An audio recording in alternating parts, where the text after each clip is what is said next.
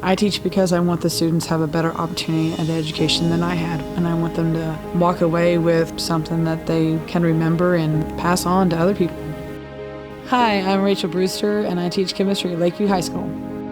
Chemistry to me is about the labs and getting engaging time, hands-on opportunities, authentic experiences that they can draw from to help them comprehend chemistry, which can be abstract for many people.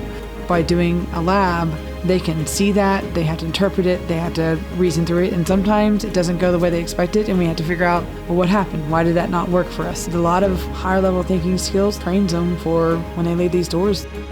It's really the kids and how they get enthusiastic about coming to this class and how they want to be here and what are we learning today? What are we doing today? What are we doing in lab today? You know, that's what I enjoy about it. I give them an opportunity to shine and prove themselves every single day, and I try not to judge a kid maybe on a mistake they've made. Every day is an opportunity for them to be better, and it's an opportunity to showcase what they can do. So when my students leave my classroom, I hope that they have found the joy for learning and become lifelong learners, whatever they pursue.